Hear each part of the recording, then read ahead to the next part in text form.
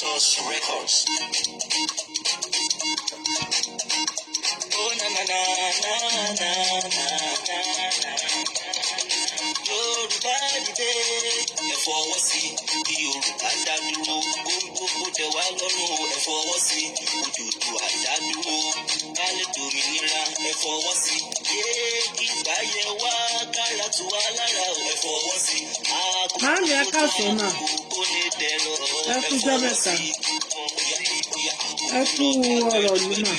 Àwa la lọ́rọ̀ àwa la lówó ọmọ Odùduwà ẹ jẹ́ ká dìde fúnlẹ̀ wa ká dìde fọ́jọ́ la àwọn ọmọ wa ọmọ ẹlẹ́ran tó ń digun ọmọ aláṣọ wọn wà kíkà yé ọmọ Yorùbá ẹ dìde o kájà fúnlẹ̀ wa lómìnira ẹ fọwọ́ sí kí Yorùbá dá dúró gbogbo tẹ́ wá lọ́rùn ẹ fọwọ́ sí Odùduwà dá dúró ká lè dòmìnira ẹ fọwọ́ sí yé kí ìbáyẹ wá kára tù wá lára ẹ fọwọ́ sí gbogbo tó lè kó lè dẹrọ ẹ fọwọ́ sí ṣùgbọ́n tọmọdé bá tó lọ́kọ ó yẹ kó lọ́kọ ni tọmọdé bá tó ládàá ó yẹ kó fún ni o.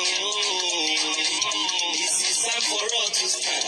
Yorùbá ẹ máa sùn wá ní kájùmọ̀ pé ilẹ̀ wa ni kájùmọ̀ pé iṣẹ́ wa ni o. Ẹ jẹ́ ká dìde kájà fómìnira wa. Yorùbá ronú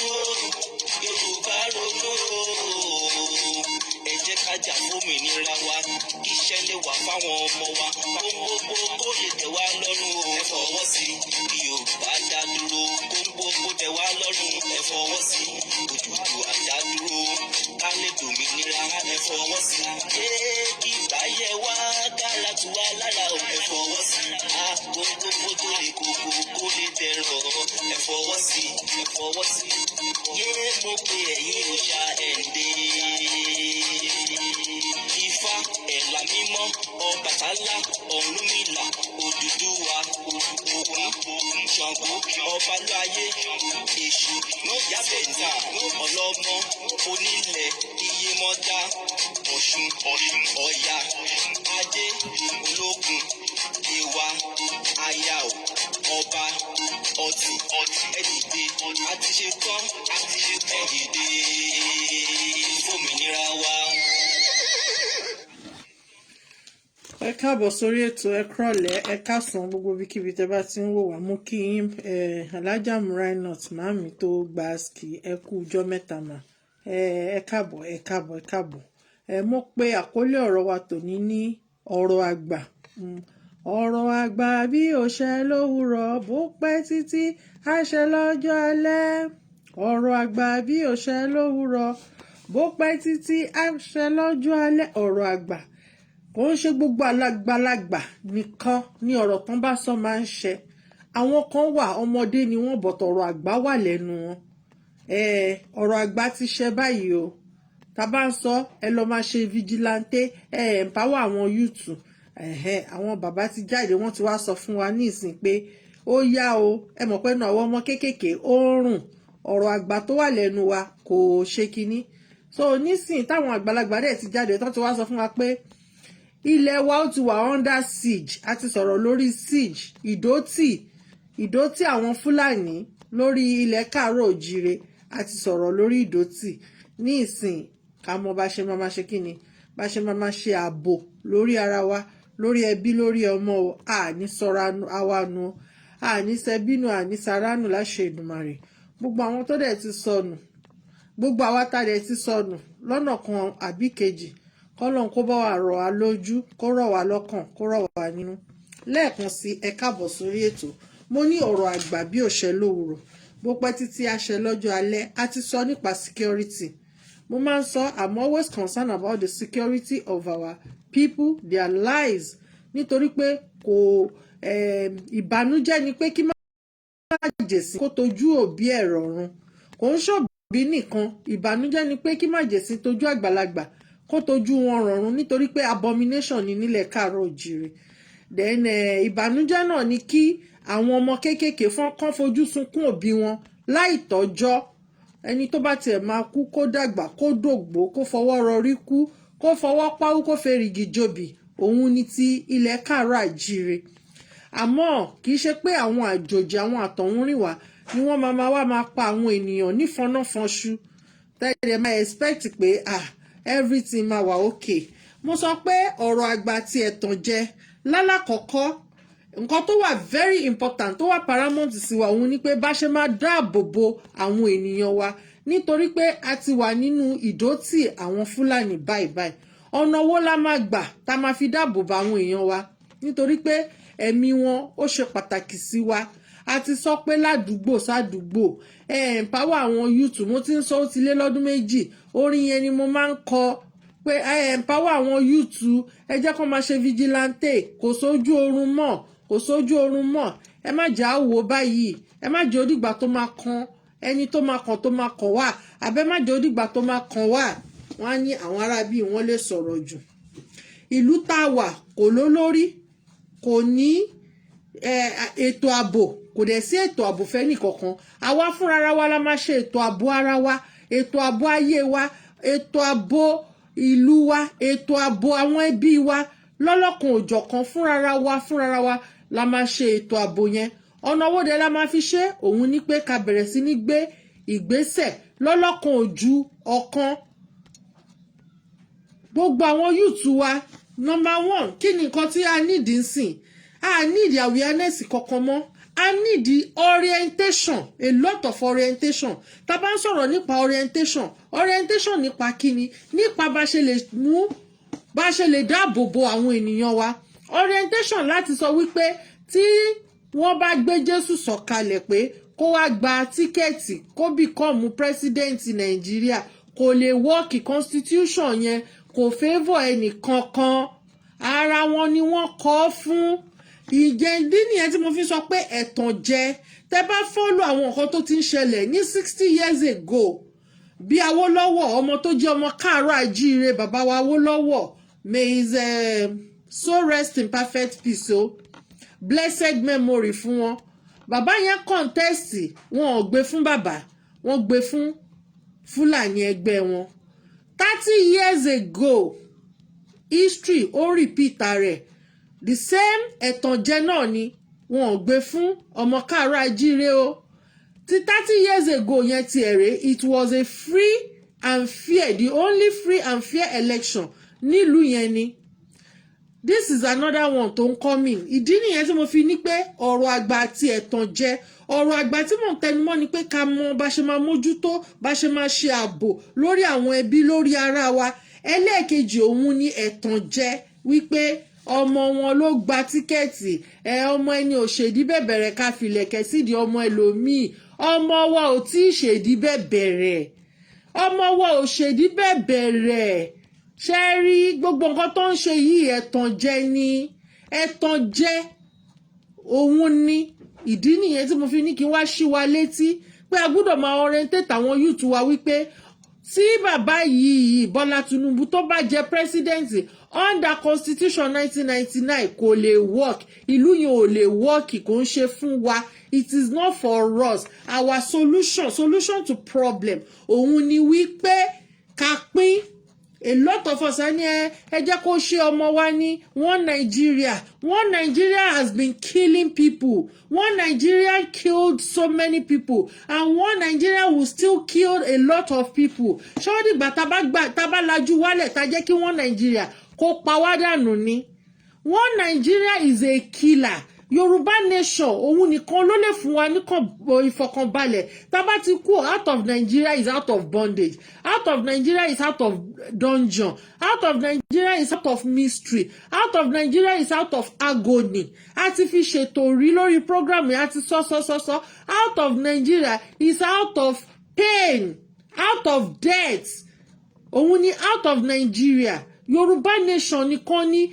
nation of peace one people one language one nation ó normal ká jà láàrin ara wa ó normal ká disagree torí tá bá disagree la lè agree ó normal ṣe rí so many things ẹ̀kọ́ tí ń fojú mímu hàn ní gbogbo ọ̀nà kí ni reason tí mo ṣe sọ pé ẹ̀kọ́ tí ń fojú mímu hàn a ti rí pé gbogbo nǹkan náà fi tàn wá jẹ bàbá mi máa yọ̀ mo rí yín ẹ káàbọ̀ sórí ètò gbogbo nǹkan náà fi ń tàn wá jẹ ṣé ìdí ẹ̀tànjẹ òun la fẹ́ jókòó sí ni ó yẹ ká ti mọ̀ wípé ẹ̀tànjẹ ni tó bá yá ń sìn gbogbo wọn wá tún náwọn dí kámpù o jẹ́ ká wo bó ṣe ń lọ follow mi kì í follow kí lorúkọ ẹ̀ politics in Nigeria but mo máa ń wo àwọn nǹkan kan àwọn òye kọ̀ọ̀kan ó dàbí ọ̀rọ̀ tèmi àtàwọn bàbá mi kan sọ lálẹ́ àná wípé wọ́n máa gbé oríṣiríṣi propaganda jáde tó bá gbé propaganda jáde ṣá ń confirm àwọn information yẹn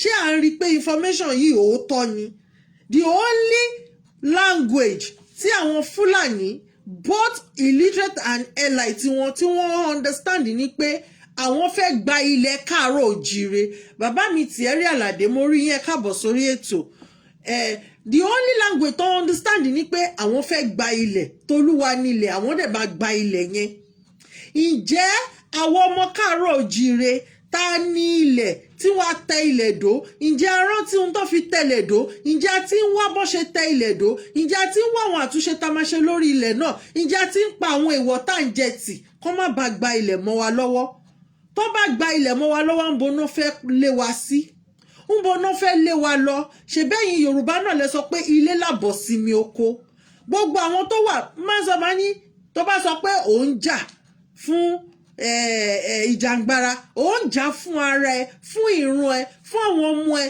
fún àwọn ẹbí ẹni ó jà fún anybody fún ara ẹni because gbogbo wa ló kàn gbogbo wa lọmọ káàárọ̀ òjíire pátápátá no matter where you are ibikíbi tó bá wà àjòjì ni ẹ́ mo lè mú passport jáde wọ́n máa kọ sí origin Nàìjíríà kí wọ́n lọ gba ilẹ̀ Saudi àti Israel náà bẹ́ẹ̀ ni bàbá mi kí wọ́n lọ gba ilẹ̀ Saudi àti Israel àwọn ilẹ̀ Saudi ti ẹ̀yìn ṣe báwọn náà pera wọn ní Muslim àwọn ẹlẹ́sìn mọ̀lẹ́ màámi Kẹ́misọ́lá ẹkújọ́ mẹ́ta mà ẹ̀kúrọ̀lẹ́ mà ẹ káàbọ̀ sórí ètò bàbá mi Idris ẹkú gbogbo ìgbà ẹ káàbọ̀ sórí ètò so kí ni nǹkan tí mò ń try láti sọ mo ṣàlàyé lẹ́ẹ̀kan pé every 30 years ni wọ́n fẹ́ máa fi àwọn ọmọ káàárọ̀ àjíire náà fẹ́ máa fi wọ́n rúbọ àwọn ògo káàárọ̀ ilẹ̀ kóòtù òjire wọ́n fẹ́ máa fi wọ́n rúbọ ẹ jẹ́ ká wake up from our slumber we need more energy we need extra energy we need more effort àsìkò yìí kọ́ ló yẹ ká sùn àsìkò yìí kọ́ ló yẹ ká jókòó àsìkò yìí kọ́ ló yẹ ká máa wò pé wọn ò lè ṣe nǹkan kan wọ́n lè ṣe mẹ́wàá àsìkò yìí ló yẹ ká máa bára wa sọ̀rọ̀ ká máa pera wa lánàá a wà lórí kíní di aago bíi around 11 something ṣá bí mo ṣe tún jí báyìí pé mo kàn tiẹ̀ fẹ́ lọ tọ̀ báyìí fóònù mi kàn tún dún ní láago 2 òru wọ́n tún ti pè mí ọ̀rọ̀ bá ṣe máa yanjú ọ̀rọ̀ kan tó wà lẹ́ẹ̀ni à ń sọ dáago 4 mo dẹ̀ tún ti lọ bí iṣẹ́ mo tún ti dé láti bí iṣẹ́ mo tún ti bọ́ síta ń bí mo tún ti wà lórí ètò báyìí because àsìkò lélẹ́yìí kó má wá di pé ó máa di ìtàn àwọn kan ṣàná ní ilẹ̀ Amẹ́ríkà wọ́n pa ìtàn lọ́wọ́lọ́wọ́ pé nígbà kan àwọn kan ní ilẹ̀ Australia àwọn kan ló ní Australia ilẹ̀ yẹn nísìn wọ́n pa ìtàn wípé àwọn English gọ̀gọ̀ kọ́ ló ní ilẹ̀ àwọn kan ló ní ẹ má jẹ́ káwa náà ká di ẹni tó máa pe ìtàn bàbá mi Máyégún Àmọ̀tẹ́kùn àgbáyé mo ṣe ẹ̀làbọ̀rú mo ṣe ẹ̀làbọ̀ yìí o ẹ̀làmúbọ̀ ṣíṣe ẹ káàbọ̀ sórí ètò ẹ má jẹ́ káwa náà máa pìtàn pé ilẹ̀ káàárọ̀ òjíire kìnnìkan mo máa ń sọ gbogbo àwa tá à ń ṣèjàngbara ẹ jẹ́ ká lọ kọ́ ọ̀ríjínà ìtàn Yorùbá ẹ jẹ́ ká máa gbọ́ ìtàn ìṣẹ̀dálẹ̀ wa bọ́n ṣe ṣe ìṣẹ̀dálẹ̀ Yorùbá ìtàn ọ̀ríjínà ìtàn mo ti máa ń sọ fún yín inú Ifá láti lè rí ká gbọ́ bí wọ́n ṣe sọ ó ní kíní tí ẹnìkan tí mo rí ní ọ̀sán yìí tí wọ́n sọ wípé àwọn ọba kan wà àwọn ọba kótilétà ni wọ́n Odùfá kan ti sọ̀rọ̀ nípa wọn tó ìdí nìyẹn mo sọ mo ní ẹ jẹ́ ká kó gbogbo àwọn bàbá yìí retirement age is 60 years ó bẹ̀rẹ̀ láti 55 tẹ́ni yẹn bá ṣì strong á dé 58 tó bá tún rí pé ó ṣì nágbára 65 ní last age retirement gbogbo wọn mo ní kẹ́ lọ kó wọn ẹ lọ dà wọ́n síbì kan gbogbo wọn ẹ lọ dà wọ́n síbì kan ṣé àní ọmọ 40 years ni president France ń bí he was just 41 nígbà tó bí kan 40 years gan ni ìgbà tó jẹ́ president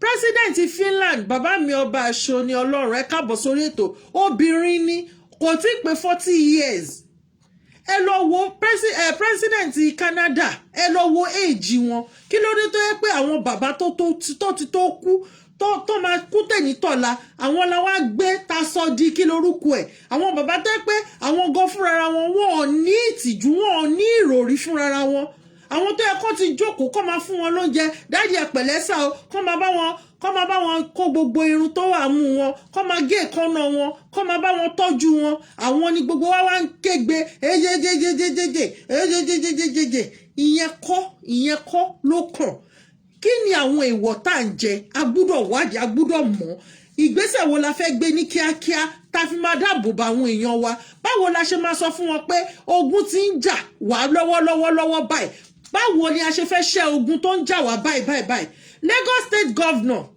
get in here ìgbà tí àwọn ọmọ Yorùbá Nation tí wọ́n ṣe peaceful rally gbogbo àwọn ọlọ́pàá tó kó wọn jáde sáwọn Fúlàní brothers yẹ kó wọn jáde sáwọn Fúlàní brothers ẹ aṣáàrí tún táwọn Fúlàní brothers ẹ tọpa nídìí àràbà a rí ìtọpa níyànàbà náà àwọn bàbá no stamina àwọn bàbá no stamina a rí itú tí wọ́n pa níyànàbà a rí itú tí wọ́n pa nídìí àràbà gbogbo àwọn ọlọ́pàá tó kó jáde sáwọn ọmọ Yorùbá Nation yẹn kí ló dé tí wọ́n gọ́vnà tó lè kó wọn jáde nítorí pé o ò láṣẹ lẹ́nu ṣẹ́rí kò tí ì bọ́ rárá ṣe mọ̀ pé láti last year ni mo ti ń pariwo ẹ mú àwọn YouTube ẹ kó wọn ẹ empower wọn empowerment we need a lot of empowerment ẹ jẹ́ ká máa empower àwọn ọmọ yẹn mo ní tó bá mú ilé wọn náà ṣe yahoo wọn á dáná sun wọn pa gbogbo ọpọlọ tó fi ń ṣe yahoo yẹn òun ló yẹ kó wá wúlò lọ́jọ́ tòní kò ń ṣe pé mo support bó ṣe ń ṣe yahoo but brain kan ni wọ́n lò tó fi ṣe àwọn brain yẹn tó yẹ kó wá wúlò lọ́jọ́ tòní gbogbo wọn àbí where are the cows ni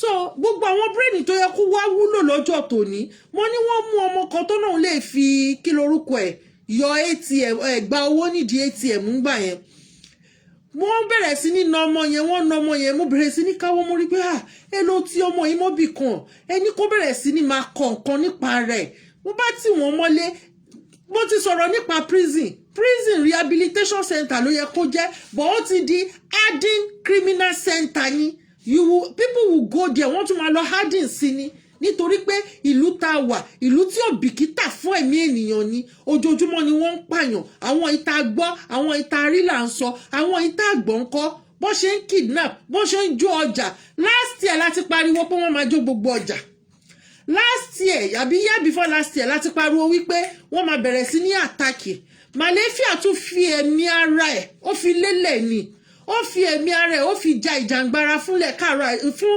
gbogbo àwẹ̀ west ni gbogbo south rather south west south east south láti wá tú àṣírí pé 2022 àwọn Fúlàní máa bẹ̀rẹ̀ sí ní strike 2022 náà la wà yìí nísìn kí ló dé tó yẹ pé 9 minutes response òun la máa ń issue why do we love 9 minute response tó bá yẹ pé láti ìgbà tá a ti ń sọ ọdún méjì sẹ́yìn láti ń gbégbèsè àwọn èèyàn wọ̀nyí wọn ò ní pọ̀ tó yìí ìjọ kan inú bí mi mo ní tẹ́ bá ti rí tírélà ẹ̀rọ petrol sínú ìgò ẹ fi aṣọ sí báyìí kẹ́ fi náà sí kẹ́ jù sínú tírélà yẹn mo pariwo lórí prógrámù pé ẹ má jọ wọlé àwọn èèyàn wá gbé fóònù wọ́n máa wá fídíò bíi pé wọn ò rí àwọn nǹkan tó ń ṣẹlẹ̀ yẹn rí wọ́n wá sọ di fíìmù completely wọ́n wá máa sẹ́ǹdẹ̀ kákàkiri ṣó ti rí ṣó ti gbọ́ ǹjẹ́ ṣá ti ń sẹ̀ǹjẹ̀ kákàkiri pé ẹ bẹ̀rẹ̀ vigilante ládùúgbò ṣe ti ń sẹ̀ǹjẹ̀ kákàkiri pé ó yá o ẹ máa mójú táwọn àdúgbò yín o ẹ lọ máa múra sára yín o ẹ lọ máa ṣe gbá ẹ máa ṣàwo o ẹ bọ àtètùtù o ó ti nídìí nísìnyí o ṣáwọn tí wọ́n lọ pa ní ṣọ́ọ̀ṣì yẹn wọn ò gbàdúrà tuntun ṣebí wọ́n ń gbàdúrà ṣebí wọ́n ń gbàdúrà ẹ jẹ́ ká ṣe nǹkan tó tọ́ nǹkan tó lẹ́tọ̀ọ́ tó máa jẹ́ kí àwọn ènìyàn wa tó máa jẹ́ kí wọ́n ní kí lorúkọ ẹ̀ lọ́la àwọn ó wá di wípé ilẹ̀ yẹn ó ń ṣàn fún ẹ̀jẹ̀ ènìyàn wá ń sunkún nínú ilẹ̀ yẹn. Tí Ọlọ́run bá ṣí ọ̀pọ̀lọpọ̀ wa lójú ká rí àwọn nǹkan tó ń ṣẹlẹ̀, a lot of people wọn ò ní fẹ́ fẹsẹ̀ tẹ ilẹ̀ yẹn because ó ti wà contaminated. Ẹ̀jẹ̀ aláìṣẹ̀ ó ń ké tantan fún ẹ̀san. The same group of people, ẹ wo gbà tí ọmọ Buhari tó ṣe wedding, ta ló ṣe bàbá fún ọmọ yẹn? Àtíkù ni. The same group of people tí wọ́n wà ńbẹ̀ nígbà yẹn, àwọn náà ni. The same set of people tó wà nínú politics láti ìgbà tí wọ́n ti ń ṣe politics nílẹ̀ Nàìjíríà, they are still the same group of people. Kí ló dé ṣé àwọn tó kù wọn ò ní orí ni?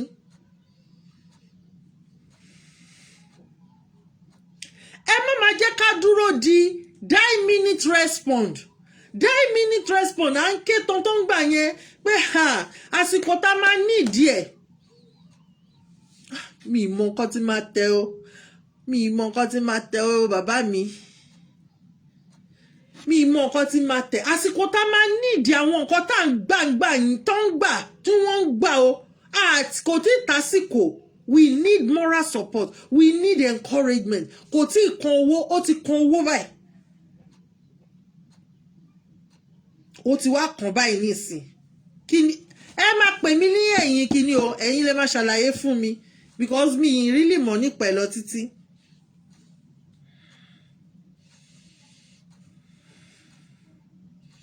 Mo sọ ní few weeks ago, mo ní wọ́n máa ṣẹ̀sìn. Ṣé ẹ rí i pé wọ́n ṣẹ̀sìn? Èmi ni mo lọ gbé ẹ wo àgbàlagbà bẹ́ẹ̀ ni fire brigade approach kò dáa. Fire brigade approach ò dáa fún nǹkan.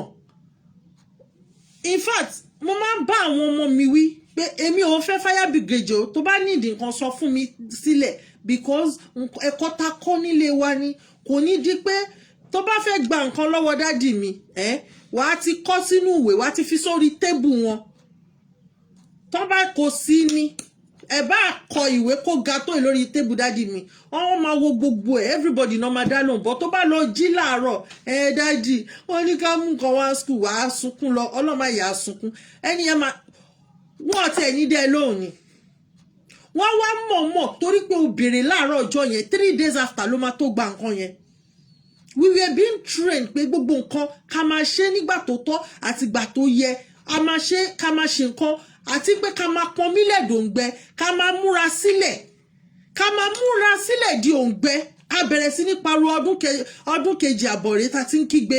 Gbogbo wa là ń pariwo, gbogbo àwọn sọ̀rọ̀sọ̀rọ̀, gbogbo àwọn tó ń fi kọ́mẹ́ǹtì lẹ̀, gbogbo àwọn kọ́là tí wọ́n ń pè náà ń pariwo. Mo máa sọ máa ní mi kì í believe nínú ẹjọ́. I hate talking. I am not someone to man talk. Tí n bá wà láàrin àwọn èèyàn máa ń dákẹ́ ni. Àwọn èèyàn máa ń fi pé bóyá mi kì í sọ̀rọ̀ ni. Mo máa ń dákẹ́ because I will listen to everybody. Kí ni mo fẹ́ mú action? Kí ni action wa? Kí ni ìgbésẹ̀ wa? Tí n bá ti rí pé ẹjọ́ wẹ́wẹ́ ni, mo máa ń kú òǹbẹ̀ ni. Mo máa ń kú because àwọn ọmọ kóòtù òjìrè aláìkẹ́ ẹjọ́ wẹ́wẹ́ jù. Ká máa rojọ́, ó bú mi, ó tẹ̀ mí, ó ṣe kinní kan. Èmi ò ráyè àròjọ. Àwọn ẹ̀gbọ́n mi gan wọ́n mọ̀. Ó máa dákẹ́ sí wọn ni, mi ní sọ̀rọ̀. Tó bá ti in fact kò ń ṣe mi nìkan, ẹ̀gbọ́n mi ọkùnrin kẹ́ máa sọ̀rọ̀ látẹ̀nídọ̀la, ó máa dọ̀bálẹ̀, ó máa kó wájú yín. Nǹkan tó fẹ́ ṣe nú ẹ̀yẹn ló wà nú ẹ̀. Kò ní time ẹjọ́ wẹ́wẹ́ pé a wá rojọ́ lọ títí à ń rojọ́. So nísìn wọ́n bẹ̀rẹ̀ sí ní gbé propaganda lóríṣiríṣi jáde. Àwọn information oríṣiríṣi míì máa jáde tó yẹ pé kò kí ń ṣe original information. Ẹ jẹ́ ká máa ṣe kí ni? Ká máa verify source of our information. Nítorí pé some information they are source of destruction and we need to be very careful. Lóòótọ́ Fúlàní máa strike. Lóòótọ́ Fúlàní máa pa àwọn ènìyàn. Ó mà ṣe o. Àwọn èèyàn yìí tí ìran kóòtù òjìrè ò bá múra. Òun ni mo ṣe ń pariwo pé ṣé tá bá gba Yorùbá nation lónìí báyìí tí wọ́n dẹ̀ ti pa ìdajì ọmọ káàárọ̀ àjíire, ṣáwọn àjòjì kọ́nà máa kóra wọn wá tó máa tún wá wá sórí ilẹ̀ náà ni but tá bá ti dáàbò bo àwọn ènìyàn wa tí a jẹ́ kí wọ́n kúkú ìyà tí a jẹ́ kán kúkú ọ̀wọ̀ọ̀wọ̀ nínú wa máa dùn pé yes àti dẹnu nation wa o àwọn nation wa lọ́ọ̀kún sí àwọn tunnel níwájú wa ká kàn bọ́sítà sínú tunnel ká bọ́ sínú light ká wọnú Yorùbá nation wa àwa gbẹnu rọ̀ wọ́n máa pa àwọn èèyàn lọ mo sọ mo ní strategy náà lò ó wọ́n kọ́kọ́ lọ wọ́n ti rí pé àwọn àtàwọn ọmọ Yíbò afẹ́jọ part together wọ́n kọ́kọ́ lọ dojúkọ àwọn ọmọ Yíbò wọ́n rọra fi wálẹ̀ now they are bouncing back on ọmọ kóòtù òjìrè ẹlẹ́ẹ̀kejì mo sọ mo ní gbogbo àwọn youth tẹ́ bá ti rí anybody in uniform Boko Haram ni wọ́n o Boko Haram ni wọ́n because strategy tí wọ́n lò nílẹ̀ Yíbò nìyẹn tẹ́ bá ń follow gbogbo bó ṣe ń lọ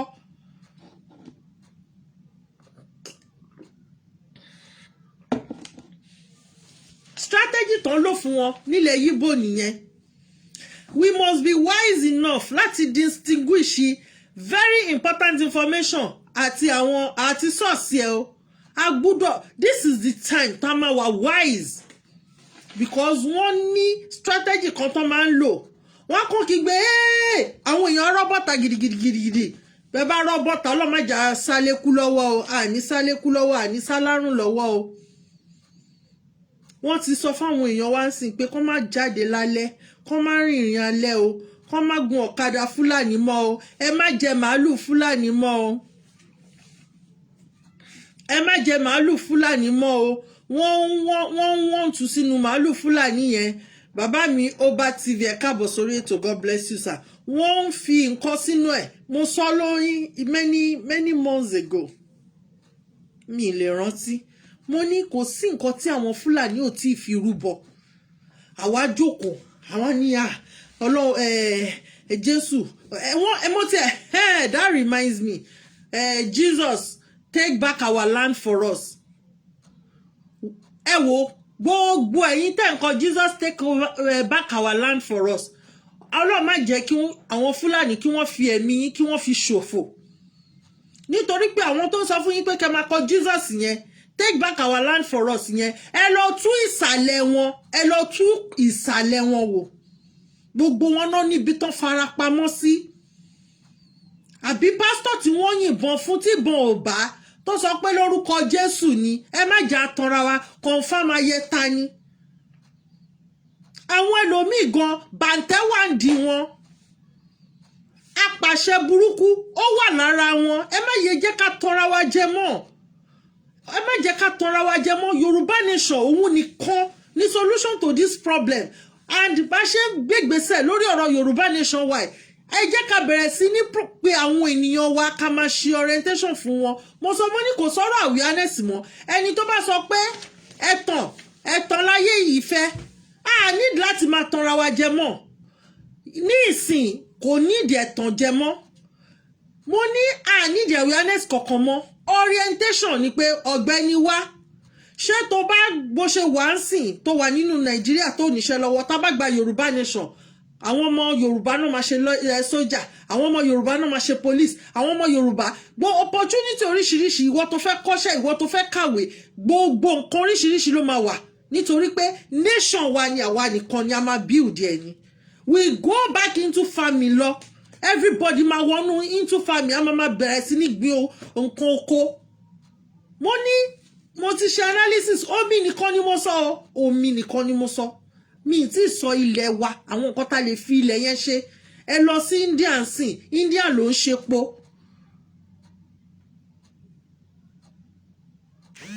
meanwhile business wa tẹ́lẹ̀ ni àwa là ń ṣepo tó yẹ pé wọ́n ń torí epo yìí náà ó pẹ̀lú tó ṣe kó àwọn forefathers wa lẹ́rú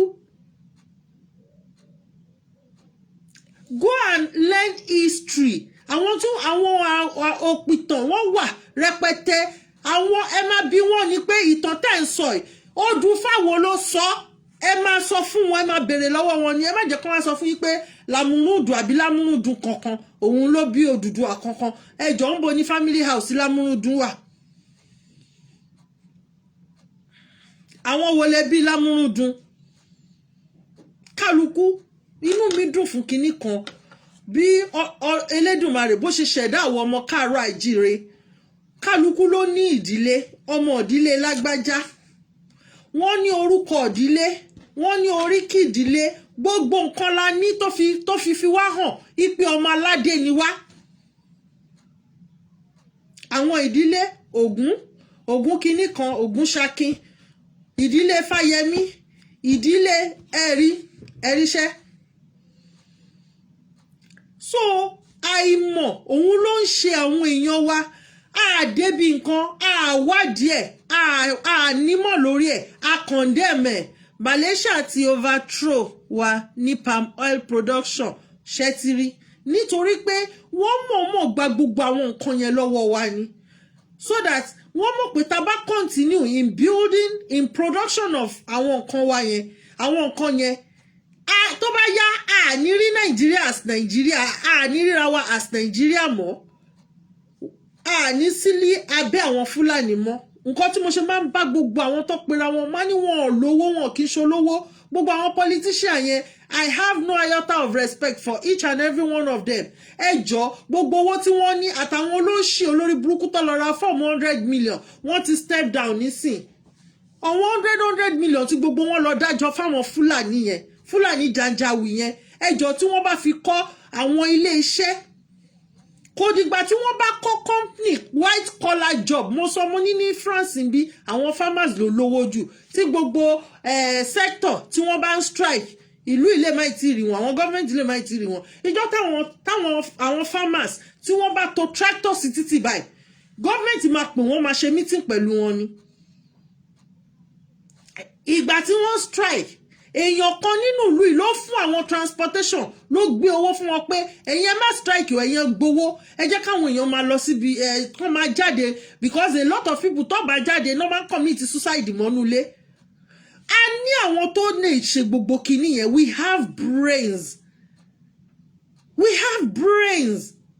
ó dàbí ọ̀rọ̀ tẹ́nìkan pè mí lẹ́ẹ̀kan tó ń bá mi sọ tó ní tá bá gba Yorùbá nation kí ló fẹ́ ṣe mo ń lọ lé ń tèmi kí ló fẹ́ ṣe mí èmi ò bá yín ṣe office job kinní kan I have so many things tó yẹ pé ó máa di nílá ó ní àkí ń sọ fún òun mo ní rárá wàá contact mi I'm a consultant wàá contact marketing consultant ni mi wàá contact mi tó bá yẹ ti contact mi máa sọ fún ẹ pé àwọn nǹkan báyìí mo ní publicly ni mo sọ̀rọ̀ nípa omi náà sheepishly ni mo sọ̀rọ̀ nípa omi ó yẹ kán ti gbégbèsè lórí omi Èkó yẹn wọ́n máa in fact omi gógó lásán Èkó arómi sálẹ̀ gbẹlẹ̀gbẹ́ lásán ó ti tó bọ́ gbogbo Áfíríkà láì ní làálàá kankan tó máa ṣe ń bẹ̀ and àwọn èèyàn group of people tó máa ṣiṣẹ́ ń bẹ̀ 7 set of group ni tí ò ń ṣe èèyàn kan tí ò ń ṣe èèyàn 10 tí ò ń ṣe èèyàn 100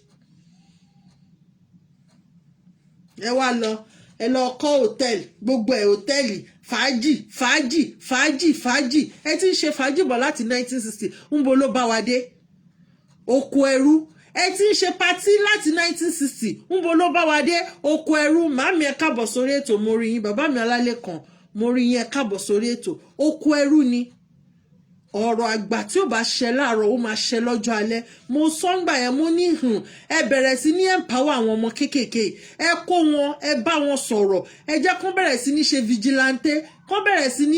ṣe vigilante gbogbo bí táwọn pípù ìbá ṣùjọ sí ẹ máa lé wọn mo tún wá bíbí síta mo ní Central Africa àwọn youth ni wọ́n lé àwọn Fúlàní kúrò nílùú wọn ọ̀nà wo ni wọ́n gbà wọ́n mọ gbogbo hideout wọn wọ́n wá plan wọ́n pín ara wọn sí group the same time the same hour làwọn youth lọ ká wọn mọ́ wọ́n dẹ̀ make sure pé wọ́n lé wọn kúrò nílùú yẹn màámi ìyálájẹ ẹ káàbọ̀ sórí ètò mà the same thing tí wọ́n ṣe ní ilẹ̀ kóòtù òjìrè ni wọ́n ṣe ní Central Africa the same kò sí ìyàtọ̀ wọ́n rape wọ́n pààyàn wọ́n bẹ̀rẹ̀ sí ní ṣoríṣiríṣi àwọn youth yẹn kàn dìde ni àti àwọn few àgbàlagbà tó support wọn wọ́n make sure pé wọ́n lé wọn kúrò nínú ìlú wọn wọ́n make sure pé wọ́n lé wọn jáde ẹ wo Burkina Faso ńlẹ̀ńlẹ̀ ń bẹ̀ yẹn Burkina Faso wọ́n ní pẹ̀lú agbára àwọn àti nǹkan ṣẹ̀ṣẹ̀ àwọn sójà wọn ni wọ́n lò wọ́n wipe wọn completely ni o kò ṣe pé bóyá wọ́n lé wọn o ṣe báwọn Central Africa wọ́n lé wọn ni àwọn Burkina Faso wipe wọn ni. I have the video evidence. Rí òkú wọn rẹpẹtẹ nílẹ̀ nítorí pé èmi máa sọ bá ní ẹranko ni wọ́n kì í ṣe èèyàn tó máa mú èèyàn tó máa gé èèyàn ẹgbẹ́ èèyàn tó máa mú èèyàn ẹgbẹ́ ẹ wo wọ́n ṣe títí ìyá 80 years wọ́n rèpù ìyá yẹn wọ́n rèpù ìyá 80 years ẹ wá sọ pé àárín ara wọn ni àárín ara wọn kò ń ṣe àárín ara wọn ní kankan bẹ́ẹ̀ ni màámi àárín ara wọn ní kankan o nísìn mo sọ inú mi dùn fún gbogbo àwọn ìyá ọ̀wọ̀ yẹn àmọ́ tí ì ṣètò ṣètò bí mo ṣe sọ mo expect kẹ́ ṣe jù bẹ́ẹ̀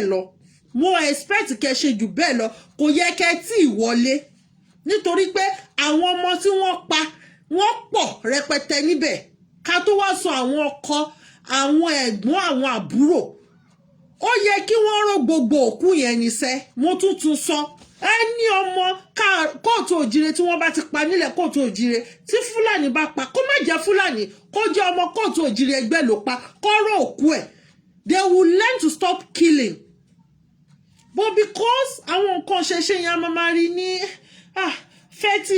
fetish meanwhile gbogbo ìlú àwọn ìlú tó gbé ẹ̀sìn wá fún yín gan wọ́n ń ṣe nǹkan ṣẹ̀ṣẹ̀ wọn how come tí ilé ajé wà ní UK tí wọ́n ń bọ́ lọ́dọọdún ṣebí kíní ni wọ́n English ni wọ́n kí ló dé tí wọ́n ń bọ́ ajé lọ́dọọdún kí ọrọ̀ ajé wọn kó lè máa lọ sókè àwa ta ní tá mọ̀ tún wọn ajé wọ́n tún gbé èṣù ajé sẹ́gbẹ̀ẹ́ wọn ò ṣe má pè ní èṣù ajé wọn ò ṣe fún lórúkọ míì èṣù ajé wà lẹ́gbẹ̀ẹ́ ńbẹ̀ tí wọ́n ń bọ lọ́dọọdún bọ àwa máa wọ pé Jesus Christ I am not against anybody they were against any religion everybody ló lópinú ẹ̀ but nǹkan téèyàn bàbá mi á ní pé owó tó bá ṣe fọ́dún kan tó bá ti rere ńbẹ̀ gbé owó yẹn kalẹ̀ lẹ́sẹ̀kẹsẹ̀ má jẹ́ kí ọdún kejì kó bẹ́ẹ̀ ńbẹ̀ mówó mi ṣe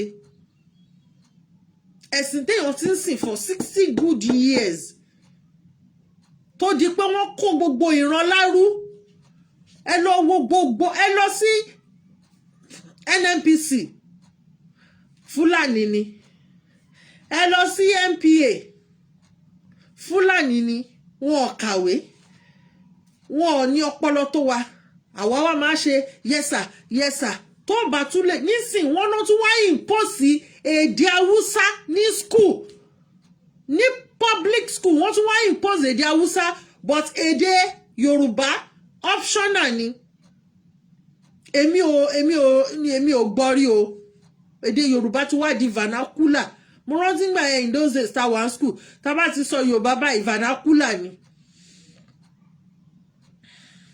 wọ́n á fẹ́ nà ọmọ náà pa nísìn generation yìí sẹ̀ àwa la máa gbára wa lóko ẹrú ẹ jẹ́ ká bẹ̀rẹ̀ sí ní máa pè ká máa sọ fún wọn tí ó bá pe èèyàn kan lẹ́yìn tó bá sọ̀rọ̀ pé 2023 ẹ má mà lọ fẹ̀mí ara yín ṣe ètùtù ẹ má mà lọ para yín dànù ẹ má mà lọ fi ẹ̀mí ara yín ẹ má mà lọ fi ṣòfò ṣé dandan ni kẹ́ kú fún àwọn olóṣèlú gbogbo àwọn tí wọ́n pa ní Àjà nígbà tí wọ́n ń ṣe primary election àwọn family wọn sì wà nínú ìpayín keke o àmọ́ àwọn politician ṣẹ́rí gbogbo wọn l'Àbújá ẹ wo àwọn tí wọ́n pa lọ́wọ́ kò stọ́ọ̀pù àwọn APC láti má ṣe convention ẹ wo adúrú èrò tí wọ́n pa for you to know how heartless làwọn politician yẹn ni wọ́n ṣe rí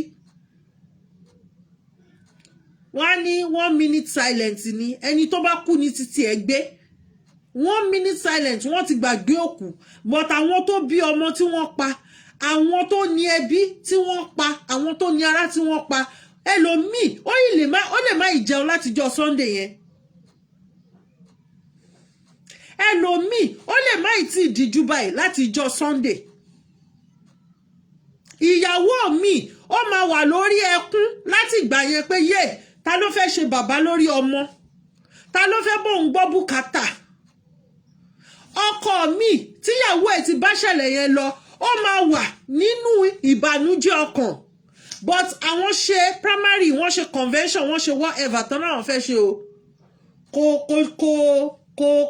kò túnú kan lára wọn o tí wọ́n bá pa half of ọmọ kóòtù òjíire kò túnú kan lára gbogbo àwọn politician yẹn o kò tún irun kan lára wọn because ẹ máa rí wípé ambition wọn tó gbé dání ibi tí wọ́n ń lọ kí ni reason tó dẹ̀ ṣe ń lọ sí ibi tí wọ́n ń lọ yẹn political career tí wọ́n ń dùn yẹn torí àpò wọn àtẹ̀bí wọn kò ń ṣe torí èmi àti ẹ̀yin kò ń ṣe torí gbogbo ọmọ kóòtù òjìrè torí ara wọn torí ẹbí wọn torí àpò wọn. Tinubu ó jẹ́ one time senator 2-time governor ìyàwó ẹ̀ ti ṣe 2-time senator ọmọ ẹ̀ òun ni kí lorúkọ ẹ̀ ẹjọ́ ọmọ èmi àtẹ̀yìn àbúrò wa ẹ̀gbọ́n wa ń bo ni wọ́n wà mo sọ̀rọ̀ kan mo ní if I have my way gbogbo àwọn tó pera wọn ní politician ní ilẹ̀ kóòtù òjìrè yẹn I will wipe them off nítorí pé kí ni àwọn gangan they are part of the problem we are having. Ẹ jẹ́ kó bá Nàìjíríà lọ o ẹ jẹ́ kí wọ́n máa bá Nàìjíríà lọ àwọn Fúlàní ni wọ́n ń darí gbogbo ilẹ̀ Yorùbá bẹ́ẹ̀ ni Fúlàní ló ń darí gbogbo ilẹ̀ Yorùbá àwọn tó wá náà wọ́n fẹ́ ṣe ìdìbò tó fẹ́ ṣe election ẹjọ́ bá wọn Nàìjíríà lọ one Nigeria has been killing people one Nigeria has been making people to cry one Nigeria has put a lot of people into agony one Nigeria has turned our youth our graduates educated ones into drug addicts one Nigeria ó ti sọ àwọn obìnrin wa di olóṣó ó wá tún lólóṣó mú standing one Nigeria ó ti sọ àwọn ọmọ wa di slave ní àwọn Arab country bàbá bá wọn sùn ọmọ bá wọn sùn wọn á yọ kidney ẹlòmíì wọn máa maltreated débi pé ó máa délé ó ń lọ kú ni all in the name of one Nigeria ẹjọ́ benefit wo ló wà nínú one Nigeria gangan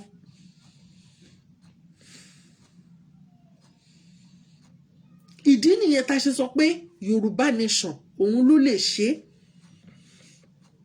a dẹ̀ ti gbé ìgbésẹ̀ tó nípọn bí awo erin báwọn Yorùbá ṣe máa ń sọ ìsinyìí báwo la ṣe wá fẹ́ save àwọn èèyàn wa because bẹ́ṣẹ́ ráwọn Fúlàní yẹn they believe in do or die affair gbogbo pé Tinubu ni ticket bearer Abiola was the flag bearer he even won the election ó win the election yẹn kí ni nǹkan tí wọ́n ṣe fún Abiola they killed him àwọn ẹ̀mí kan wà wọn ò lè di December wọ́n dá 2023 wọn ò lè di December wọ́n dá 2023 Aláàfin ó dájọ́ oyè tó fẹ́ fi kí lorúkọ ẹ̀ joyè sọ́nà kọlọ́jọ́ tó dé àwọn ẹ̀mí kan wà wọn ò lè di December 2022 but wọ́n dá 2023 ẹ jí ọ̀rọ̀ mi yẹn mú àwọn ẹ̀mí kan wà wọn ò lè di December 2022 but àwọn dá 2023 ẹ má jẹ́ kí wọ́n fi gbogbo wa kàn fi wá gba ipò lọ́wọ́ àwọn slave master wọn nítorí pé at the expense of life of people many people were killed wọ́n máa attack randomly mo sọ fún wa torí mo dìídì ṣe research concerning them ni ṣe rí educated Fulani àti illiterate Fulani the same mentality ló wà lórí wọn the same mentality ló wà ní ọpọlọ wọn nǹkan tẹ́ bá gbọ́ lẹ́nu yìí tó wà educated òun lè máa gbọ́ lọ́wọ́ illiterate wọn lẹ́nu illiterate wọn people thought wípé ẹnu wọn kò ẹnu Yorùbá kò irọ́ ni they were being manipulated sí ibẹ̀ yẹn ni wọn kàwé wọn kó màálù lé wọn lọ́wọ́ kó máa da màálù káàkiri ni inú igbó ni alárìnkiri ni wọ́n. Báwo ni ìran alárìnkiri àti ìran aládé ló ṣe fẹ́ wọ̀? Ọ̀rọ̀ yìí ò lè wọ̀. Ọ̀rọ̀ yìí ò lè wọ̀ rárá rárá. Ọ̀rọ̀ yìí ò lè wọ̀. Ìdí nìyẹn tá ṣe ń pariwo pé ṣé dandan ni ká jẹran ni? Cholesterol ló ń fa stroke, ló ń fa diabetes, ló ń fa oríṣiríṣi. Ẹ stop ẹran ní jíjẹ. Ṣebí láyé àtijọ́ ìran káàárọ̀ òjìrè ò ń jẹ ẹran màálù. Ṣebí a máa ń ẹran àgbò, ẹran ewúrẹ́, àwọn ìyàwó àgbàlagbà kan wọ́n máa ń sin ẹran gbà yẹn.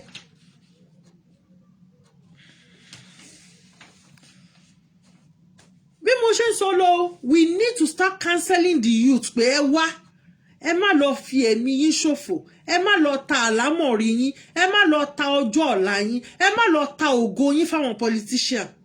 Ẹ wá bẹ ṣe máa protect ara yín. A gbọ́dọ̀ máa cancel wọn lórí protection. A gbọ́dọ̀ máa cancel wọn lórí pé àní ẹ dúró ṣinṣin sẹ́. Ẹ stand for your rights. Ẹ dúró, ẹ yé máa bẹ̀rù mọ́. Tó bá jẹ́ pé àwọn ọmọ EndSARS wọ́n fi ọ̀rọ̀ lo àgbà, wọ́n ti múra sára wọn. Àwọn Fúlàní apààyàn wọ́n wá gbébọn dé, wọ́n bẹ̀rẹ̀ sí ní yìnbọn, wọ́n rí gbogbo ọta bọn wọn nílẹ̀. Àwọn ọmọ yẹn wá retaliate back lẹ́sẹ̀kẹsẹ̀. Bóyá wọn ò ní gbé ìgbésẹ̀ tí wọ́n ń gbé lọ́wọ́lọ́wọ́ báyìí mọ́. Ìdí nìyẹn tá ṣe ń sọ wípé orientation ló kù, kò sọ̀rọ̀ awareness kankan mọ́. Gbogbo àwọn ìyá lọ́jà, ìyá lájẹ kò yé wọn. A máa fi máa yé wọn ni pé ẹ wá, ṣé ẹ fẹ́ kú àbẹ́ fẹ́ wà láyé, kẹ́ ẹ máa ta ọjà kíjọba máa fún yín lówó pé ó yẹ gbà ó. If you have a business nínú ìlú yìí, tí business ẹ ó ní target, tí ò bá meet target ẹ, ó ní iye amount tí ìjọba máa fún ẹ. Except tí o bá ń declare, òun nìkan ló yá kù. Bàbá mi Gbénga ẹ káàbọ̀ sórí ètò, bàbá mi Ẹ̀rín Ayọ̀ mo rí yín ẹ káàbọ̀ sórí ètò. Àfi tí o bá kí ń declare iye tó ń pa.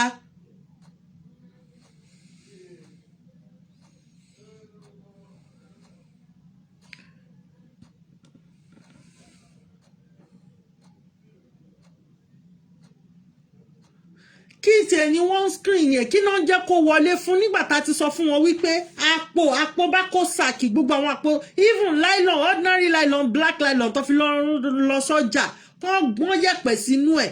Mo sọ pé ọ̀rẹ́ mi kò kí ń ra ugu, kò ń ra àwọn nǹkan wo ni mo rántí pé kò kí ń rà. Ó máa ń gbìn, tá a bá ṣe fídíò kọ̀ báyìí ó máa fi hàn mí ni pé kí n wo ugu àwọn ó ṣe pọ̀. Àwọn èèyàn tún máa lọ ń ja ní inú compound wọn ni. Ní ayé àtijọ́ mo ti sọ rí pé àwọn ò kí ń raṣọ ewùrà jẹ. Àwa la máa ń gbin iṣu ta máa ń jẹ fúnra wa.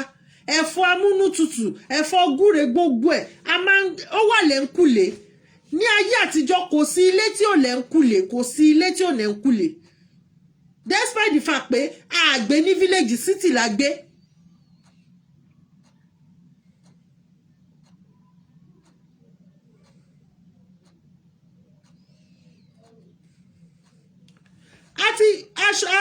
Mo gbé fídíò yẹn sórí péjì mi gbà kan tó ṣe ń gbin àwọn nǹkan pẹ̀lú àpò.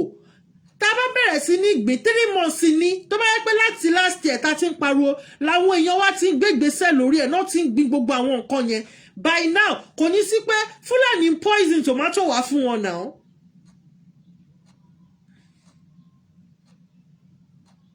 Gbogbo nǹkan wá wọ́n gan. Gàrí Ìjẹ̀bú ni mayor gàrí àwọn Benin ṣe gàrí, Yíbò ń ṣe gàrí Yíbò tó ń fepo sí, àwọn kí lórúkọ ẹ ṣe gàrí. Nísìn China ló ń ṣe gàrí wá fún yín. Ṣàròbé wọ́n nífẹ̀ẹ́ wa débẹ̀ ni.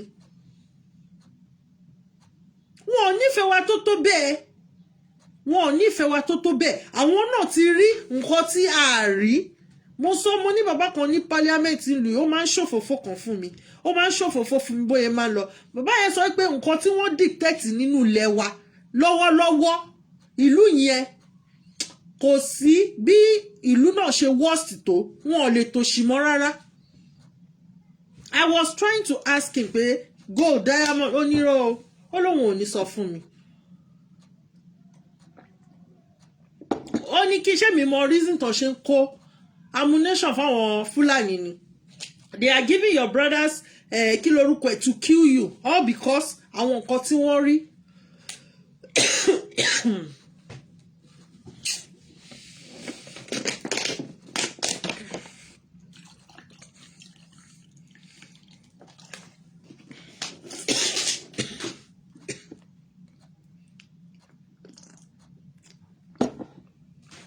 So bá ṣe máa cancel àwọn youth wa tá máa sọ fún wọn tó bá jẹ́ pé gbogbo àwọn àgbẹ̀ wa gbogbo àwọn tí wọ́n ní farm gbogbo wọn ni wọ́n ń wọ́n ilẹ̀ wọn kí wọ́n tó lọ lálẹ́ tó máa ka láàárọ̀ tó yẹ pé wọ́n ń wọ́n ni by today tá à ń sọ̀rọ̀ ọkàn wa máa balẹ̀ pé Ọlọ́run ṣe àmàwọ̀ Yorùbá nation wa láyà tàlàfíà kò ní sí ìkọlùkọgbà.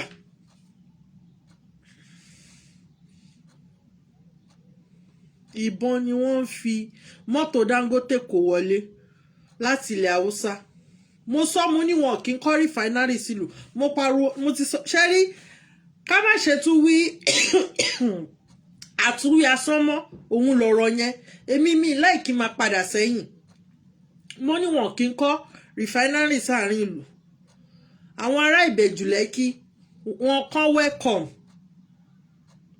welcome ni nítorí pé kí ni tẹ́nítìn bá ṣẹlẹ̀ rìfáínárì la pé o tí anything bá ṣẹlẹ̀ ńbo ni wọ́n fẹ́ sá sí. Ẹ wo adúrúlẹ̀ tí wọ́n gbé fún àjòjì ní Ìbẹ̀jú Lẹ́kì kò sí ọmọ Ìbẹ̀jú Lẹ́kì tó lè kọ́ company ìgbà tó máa ṣe kò fún àwọn ọmọ ìlú níṣẹ́ o ó lọ sí India ó lọ kó àwọn èèyàn wá cheap labour. Ìgbà tó tún máa yá ó bẹ̀rẹ̀ sí ní kó àwọn aráàlú wọn wá wọ́n wá gba gbogbo ìlú yẹn. Ìbẹ̀jú Lẹ́kì á wá di ṣé mọ̀ pé àwọn ọmọ onílùú gangan tó yẹ pé ìlú wọn Ìbẹ̀jú Lẹ́kì ni ókè mà Ìbẹ̀jú Lẹ́kì gangan nílùú wọn. Àwọn Àwórì kìtì gbé àwọn Àwórì tó yẹ pé àwọn ọmọ Ìbẹ̀jú àwọn Alásìá mi lè dárúkọ gbogbo wọn tán. Báwo náà ṣe fẹ́ máa tọ́ka pé ìlú àwọn fáwọn ọmọ wọn lọ́la nígbà tí wọ́n ti gba gbogbo ìlú lọ́wọ́ wọn sìn tán ti gbé fájòjì tó wá fi kọ́ rìfáínárì.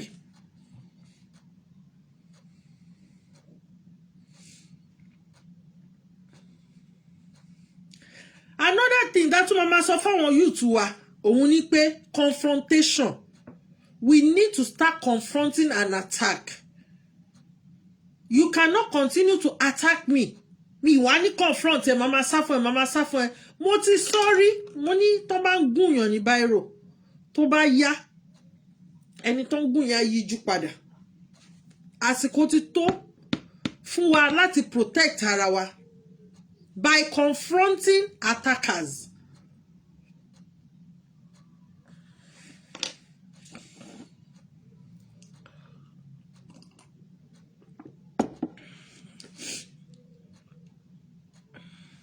Oh, bàbá mi Matthew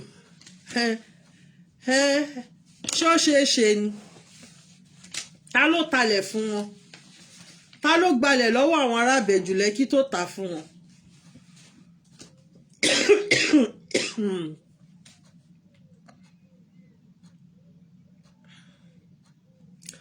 Ká máa sọ fún àwọn youth wa pé kó try kó dúró kó máa confront attackers wọn.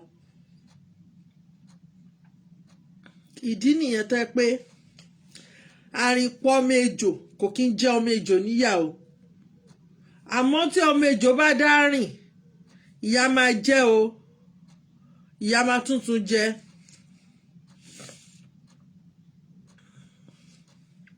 That is what I expected lọ́wọ́ youth the day with the help of Àmọ̀tẹ́kùn. Bẹ́ẹ̀ ni bàbá mi ká má ṣe kí ni ká má stand firm. Tó bá yẹ pé nígbà yẹn tí wọ́n pa àwọn ọmọ ní tógèètì yẹn tó tún dijọ́ kejì tí wọ́n lọ kó wọn tán ṣe oríṣiríṣi Ṣẹ́rí àwa ọmọ kóòtù òjìrè I don't know wọ́n ní ìran ọmọlúàbí ni wá but nígbà míì tí èèyàn bá ti quiet jù ó máa ń stupid o kó má di stupidity mọ́ wa lọ́wọ́ nítorí pé kí ni àbí calm down ẹ jẹ́ n calm down ẹ lọ sí gbogbo prison ẹ lè ríran Fúlàní Haúsá nínú prison àwọn ọmọ wa náà kó síbẹ̀ gbogbo ẹ̀ láti sọ lọ́dún tó kọjá ó ń ṣẹlẹ̀ ó sì ń ṣẹlẹ̀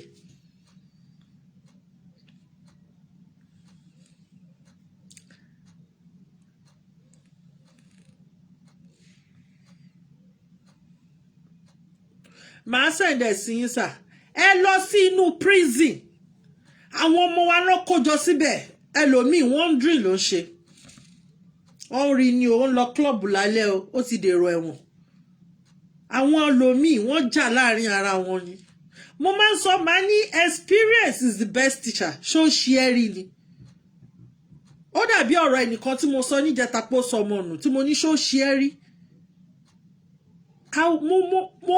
mo experience one Nigeria torí ẹ̀ máa sọ máa ní èmi ò ṣe Yorùbá nation fún kí lorúkọ ẹ o fún to be famous mi ń ṣe Yorùbá máa sọ máa ní amọ̀ra wa lórí péjì mi amọ̀ra wa mo mú àwọn màámi àwọn bàbá mi tó máa ń wà ń bí amọ̀ra wa lovers of truth ta fẹ́ràn òtítọ́ ni wá mi ò ṣe nítorí pé mo fẹ́ kọ́ mọ̀ mí irọ́ o mi ò fẹ́ kọ́ mọ̀ mí nítorí pé wọ́n mọ bàbá mi ó lórúkọ ó ní oyè bọ̀ kí ló fi gbà kí ló gbàbọ̀ ń bẹ̀ kí ló gbàbọ̀ ń bẹ̀ mò ń ṣe tinútinú tọkàntọkàn ni torí wọ́n Nàìjíríà ó ti nà mí lẹ́gbàá rí.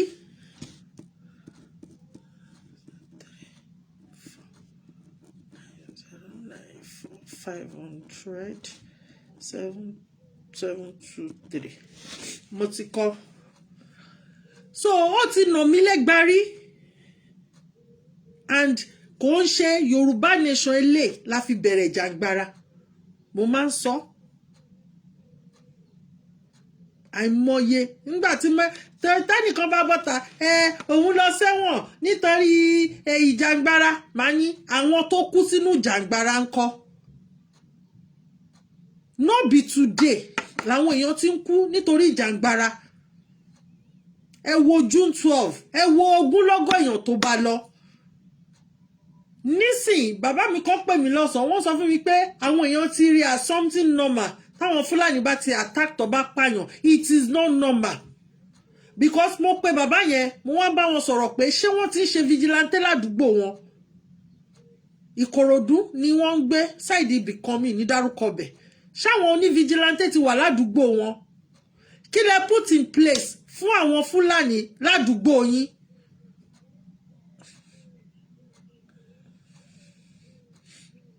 mo wá ń bi máa yẹn mo ní kí ni àwọn nǹkan tí wọ́n ti put in place pé tó bá ya lù yín because kò ń ṣe àìmọye ọ̀rọ̀ tá à ní sọ mo ní the more you know the less you talk ni the more you know the less you talk but one on one tá máa ń ṣe one on one counseling a mọ àwọn nǹkan tá máa ń sọ fún wọn a mọ àwọn ìgbésẹ̀ tó máa gbé máyé ní Ọlọ́run kó gbà wá gbogbo èèyàn tí ń sọ pé wọ́n máa dìbò fún Tinubu kíníkan àwọn ará Ìkòròdú wo àwọn ará Ìkòròdú tẹ́ pé mi sọ̀rọ̀ pa nípa gbogbo Ìkòròdú mo ń sọ̀rọ̀ àdúgbò yín náà àdúgbò títí yín ẹ̀yin gẹ́gẹ́ bí ẹnìkan àgbàlagbà yín ẹ ní àwọn ọmọ yín ládùúgbò kí ni nǹkan tẹ́ fẹ́ ṣe ládùúgbò yín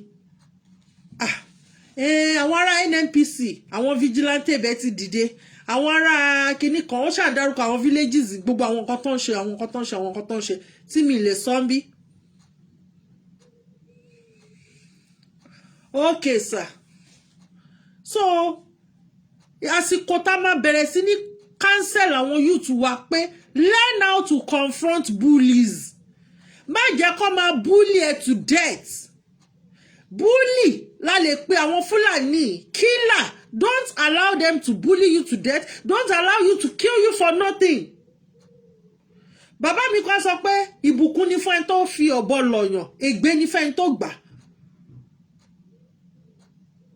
Ìbùkún ni fún wọn tí wọ́n wá attack fẹ́ni tó attack ẹ, ègbé ni fún wọn tó respond sí attack. Tó bá jẹ́ wípé a ti prepare ni.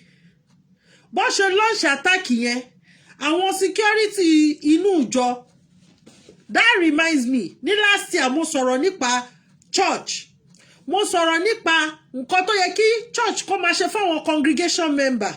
Mo dìídì fi ṣe topic ni. A dẹ̀ lo 1 hour 30 minutes lórí program tá fi sọ̀rọ̀ nípa ẹ̀. Tá ń sọ fún wọn wípé bó ṣe ní wọ́n ní school, ó yẹ káwọn ọmọ ìjọ wọn máa lọ school wọn lọ́fẹ̀ẹ́. Ó yẹ kó ní ilé iṣẹ́, ó yẹ kó ní oko, oúnjẹ máa wà, competition mo sọ̀rọ̀ nípa ẹ̀ ní last year. Tó bá yẹ pé wọ́n ti yọ security jáde nínú ẹ̀, nínú ìjọ wọn yẹn, at least wọn ò ní pa tó yẹn.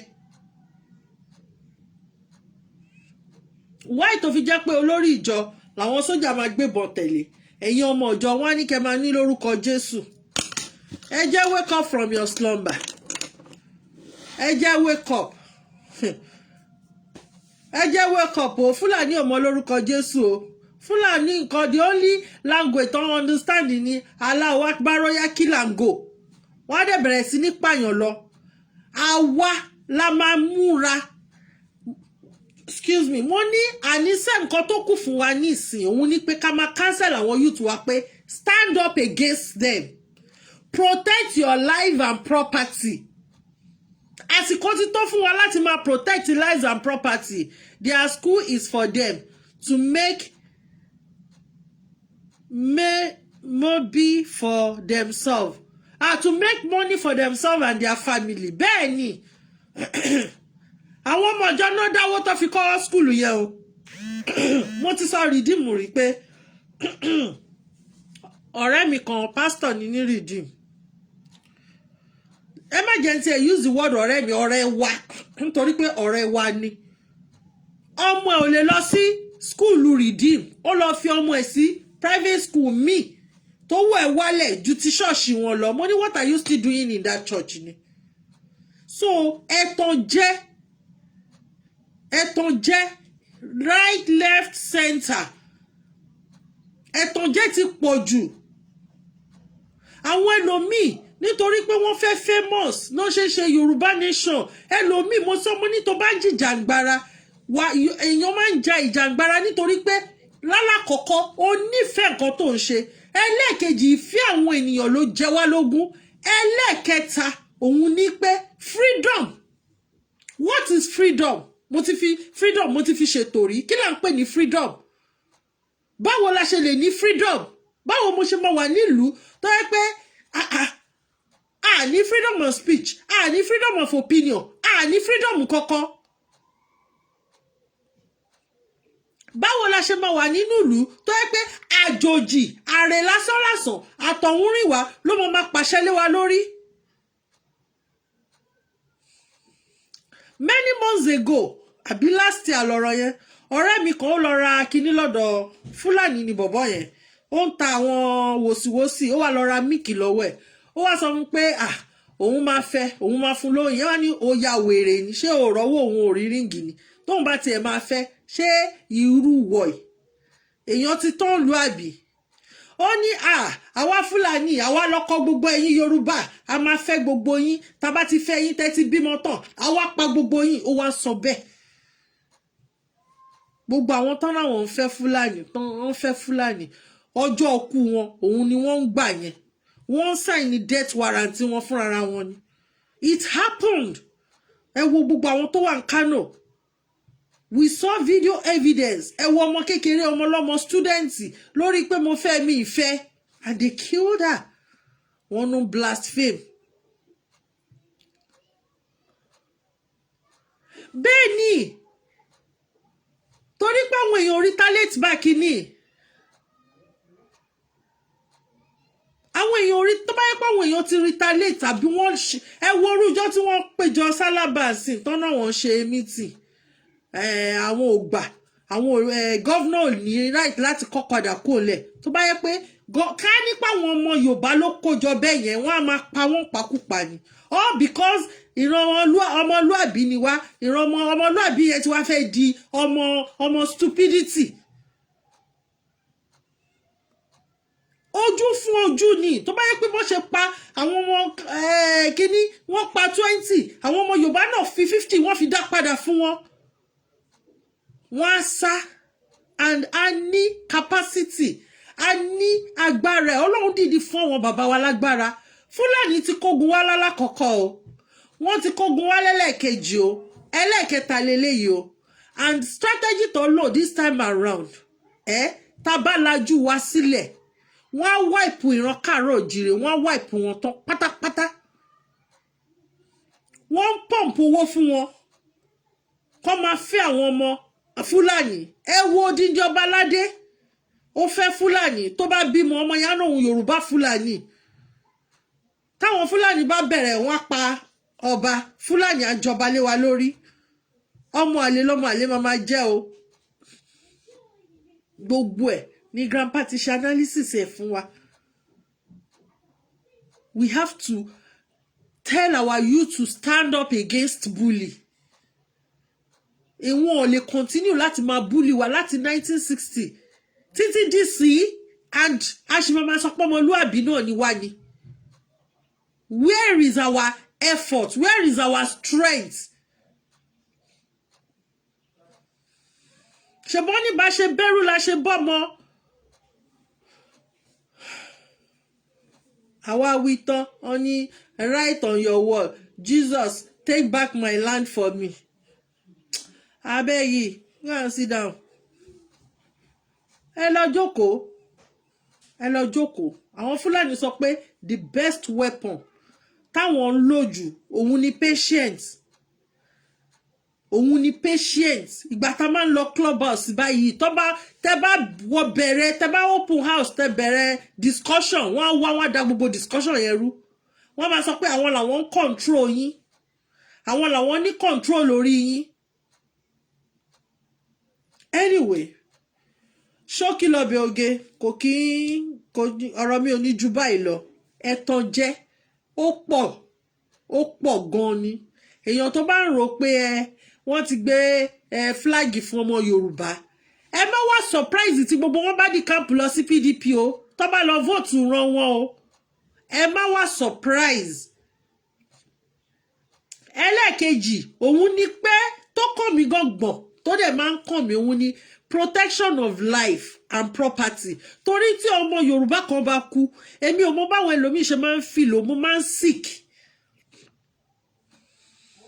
ó máa ń jẹ́ kí èmi sick ni ẹ káàbọ̀ bàbá mi ọmọ Yorùbá tí ọmọ Yorùbá kan báyìí tí ó bá fi lè kú báyìí ó máa dàbí pé ọmọ ìyá mi ló kú ni bẹ́ẹ̀ ni màmí Kẹ́misọ́lá ẹ kú iṣẹ́ takuntakun mo rí bẹ́ẹ̀ ṣe máa ń give it to them tá bá sọ wọn ò ní gbọ́ wọ́n ní wọ́n blaspheme tá bá sọ wọ́n ní antichrist ni wá báwo ni èmi oníṣẹ̀ṣe àwọn baba ńlá mi mo ṣe jẹ́ antichrist kí ló kàn mí pẹ̀lú Christ ò mọ̀ mí rí ó ní I am the Lord your God the only one of Israel ṣọmọ Israel ni mí ni Israel tá à ń sọ yìí weapon tí Israel nìkan ní weapon tí wọ́n nìkan ní nílùú wọn òun ló lọ lọ́ọ̀kan yẹn so people will now tell me pé pray and fast a lot of people wọ́n fi ọ̀sà wọ́n fi bayé mi jẹ́ díẹ̀ ló kù olú ẹ̀dẹ̀ tó ń lògùn lójoojúmọ́ ẹ kú ọjọ́ mẹ́ta jàre aláàjì ó ga báwo ni gbogbo ẹ̀sà so mo bẹ̀ wá mo rọ̀ wá awareness wa ó tó gẹ́ gbogbo ayé ló ti gbọ́ pé ìṣòro wà solution ni Yorùbá nation ká wá máa propagate yẹ pé stand up against bully àní ní street by street ni ẹ jẹ́ ká máa ṣe ní street by street bóyá 4 mẹ́fà àwọn àgbàlagbà àwọn náà wọ́n ti ready ẹ lọ sùn ẹ̀yin yìí ẹ má sùn tó ló bá ti ń kẹ̀yìn wá já wa ká lọ sùn ká bẹ̀rẹ̀ sí ní monitor àní ìran káàárọ̀ òjìrè ò lọ́lọ́pàá, ìran káàárọ̀ òjìrè ò ní sójà, ìran káàárọ̀ òjìrè ò ní kí lorúkọ ẹ̀ community policing, kò sí federal police, kò sí kíní, kò sí kankan. Wọ́n mú gbogbo àwọn ọmọ wa tó wà nù sójà, wọ́n kó wọn lọ sọ́dọ̀ àwọn Boko Haram. Àwọn náà máa polè kó wá jà, wọ́n polóko kó wá mú. Tẹ́ bá gbọ́ testimony, tẹ́ bá gbọ́ testimony àwọn tí wọ́n escape from death. Àwọn tó jẹ́ top official náà máa sọ fún wọn pé ibi ni kẹ́ gbà ó. Wọ́n á dẹ̀ ti pe àwọn Boko Haram lẹ́dẹ̀ wọn. Nígbà tó yẹ pé àwọn ọmọ ìyá wọn ni. But tá bá gba Yorùbá nation wa, tá build nation wa, even Bible tẹ̀gbẹ́dá ni ó nídìí àṣà bí a new nation. Mo máa ń sọ máa ní when it comes to Bible scholar ni mí, mo ti preach rí nígbà ìmọ̀. So tí mo bá pariwo pé ìṣẹ̀ṣe làgbà ní ìsìn, mo padà sílé ni. I am still doing the work of Elédùmarè ni. Mo sì ń ṣiṣẹ́ Elédùmarè ni. Ní ọ̀nà tó tọ́ tẹ́lẹ̀, ojú ọ̀nà kan ni mo wà, mo ṣe bọ́ sójú ọ̀nà ni pé ìṣẹ̀ṣe làgbà. Ìṣẹ̀ṣe àwọn baba ńlá wa, ó máa gbà wá nínú ìrìn àjò tá à ń rìn. Ó ní ipa tó pọ̀ tó máa kó nínú ìrìn àjò tá à ń rìn. Nítorí pé ìgbà tí Fúlàní kógun wá ní 18 something, ìṣẹ̀ṣe yìí ni wọ́n fi gbà, ni wọ́n fi lé wọn padà o. Tó bá jẹ́ pé àwọn ará Ìlọrin, tó bá jẹ́ pé wọn ò gba ẹ̀sìn àjòjì, wọn ò ní gba ilẹ̀ Ìlọrin o, wọn ò ní gba ilẹ̀ Ìlọrin o. Wọ́n wá mú ẹ̀sìn àjòjì yẹn, wọ́n bẹ̀rẹ̀ sí ní rún àwọn èèyàn mọ́, wọ́n rún àwọn èèyàn mọ́. Yorùbá nation ló lè ṣe.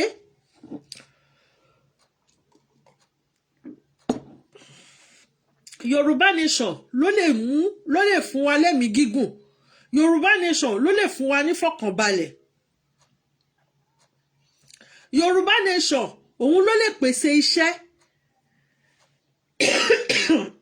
Excuse me. Yorùbá nation òun ló lè jẹ́ kí àwọn ọmọ wa kó má ṣe yahoo mọ́, kó má ṣe slẹ́kùn ìmọ̀, kó má máa lọ sí Libya, kó lọ máa kú kò jìjì Libya. One Nigeria is a killer. One Nigeria is a bully. One Nigeria is a death trap. One Nigeria is dungeon. Kó kúrò ní Tinubu, kó kúrò ní Tinubu, kó lọ gbé Jesus Christ wá. Kó wá jẹ presidency. Ìlú yẹn ó máa remain bó ṣe remain ni. I am telling you, torí constitution yẹn. Because the constitution written in a room tó fi favour ara wọn. Wọ́n ti yọ language, wọ́n ti yọ Yorùbá language kúrò nínú Word Dictionary. Wọ́n ti yọ Igbo language kúrò ńbẹ̀. Excuse me. English, Fulani, English, Fulani and Hausa. Òun ló wà nínú Word Diary. Ẹ lọ wo Word Diary kan tó wà nínú ẹ̀. Nígbà tó dẹ̀ ti ń yọ wá kúò, kí ló dé táwa náà yà ara wa ká padà lọ sílé wa? Ẹ wo gbà tó ti kọ national anthem wa, ó dùn gbọ́ létí, ó ṣe é rí. Ẹ wo specimen owó wa, ẹ wo passport wa. Àwọn ọmọ wa náà máa ṣe immigration now.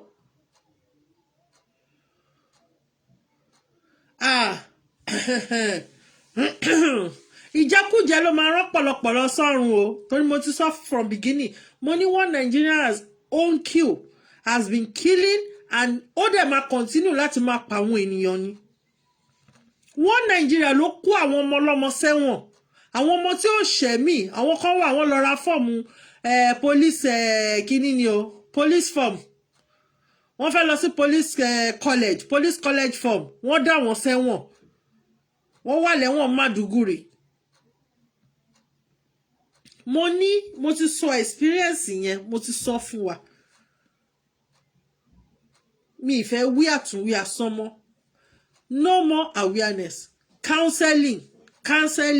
Ó yẹ ìdìde, ẹ bẹ̀rẹ̀ vigilante.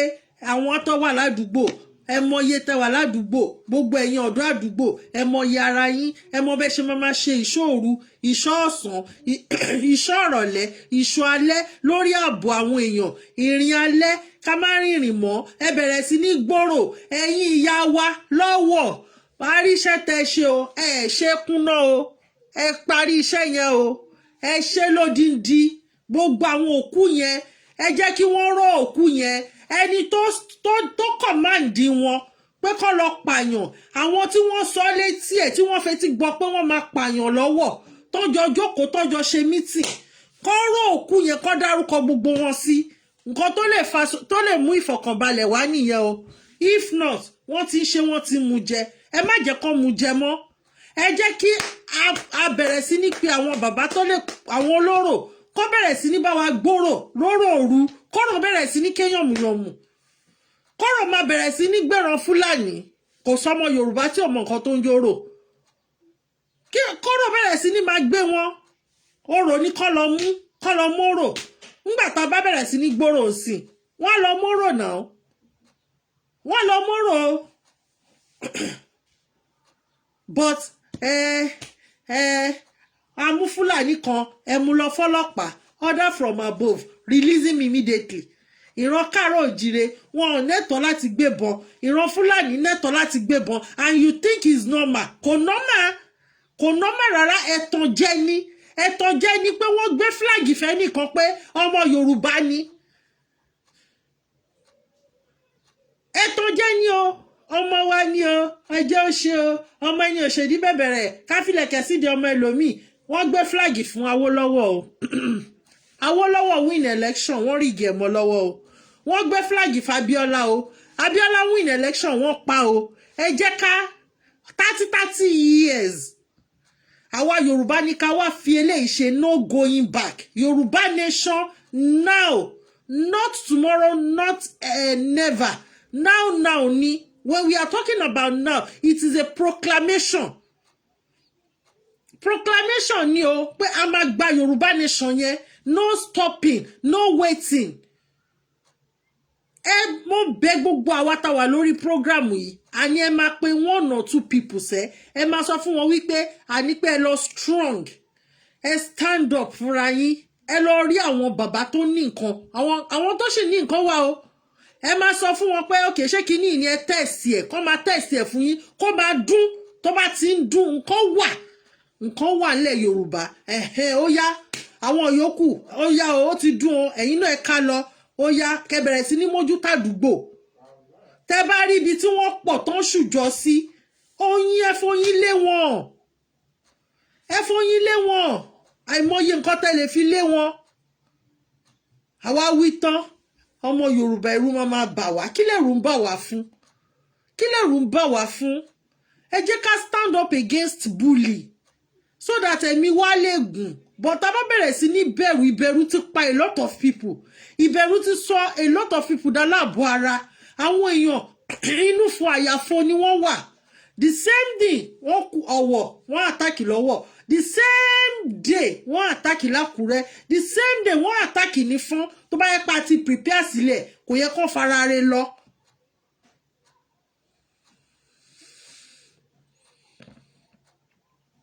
so ẹ jọ̀ọ́ ẹ jẹ́ ká máa sọ Yorùbá nation ni orientation ló kù èmi á ṣe orientation fẹ́yàn 5 kọ́sẹ̀ tó parí ẹ̀yin náà ẹ ṣe orientation fẹ́yàn 5 kọ́sẹ̀ tó parí pé ọ̀gbẹ́ni ó jẹ́ lọ mú PVC kó lọ jù sẹ́gbẹ́ kan kó dáná sun Yorùbá nation ni báwo la ṣe fẹ́ live tá à ní kúkú òjijì táwọn ọmọ wo ní kúkú òjijì tá gbogbo àdúgbò yóò ní sunkún nítorí èèyàn kan tó bá kú ládùúgbò ìbànújẹ́ ni gbogbo àdúgbò máa hùwà báwo ni àdúgbò yóò ṣe ní wà nínú ìbànújẹ́ nǹkan tó kù fún wa nìyẹn ẹ̀yin ọ̀dọ́ ó yá ẹ ní ìdí kẹ́ máa confront attack ẹ stand up on your feet ẹ dúró lórí ẹsẹ̀ yín sẹ́ ẹ lọ múra ogun ẹ dúró bí ọkùnrin ẹ̀yin obìnrin what a man can do a woman can do better gbogbo ẹ̀yin abiyamọ mo ti sọ fún yín gbogbo ara yín làṣẹ wà ẹ bẹ̀rẹ̀ sí ní lu àṣẹ ara yín kẹ́ máa fi rọ̀jò èpèlé wọn lórí enough is enough enough is enough. Àwọn èèyàn wa wọ́n tún ti ń parọ́ pé wọ́n fẹ́ àtàkì lẹ́kọ̀ọ́, wọ́n fẹ́ àtàkì lẹ́kọ̀ọ́, wọ́n fẹ́ strike lẹ́kọ̀ọ́, wọ́n fẹ́ strike lẹ́kọ̀ọ́, ṣé wọ́n ti ń parọ́ fún àwọn ará Èkó. Mo ti sọ rí pé MC Olúọmọ kó gbogbo àwọn boys ẹ̀ yìí kó defend Èkó.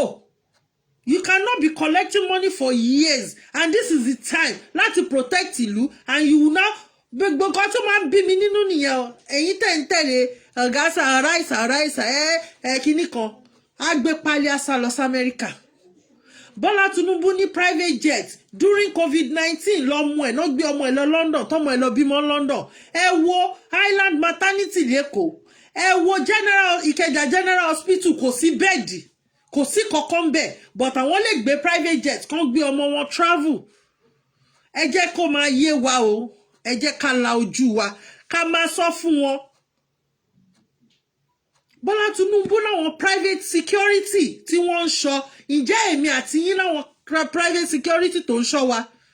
Ǹjẹ́ àwọn ẹbí mi ní private security tó ń ṣọ́ mi?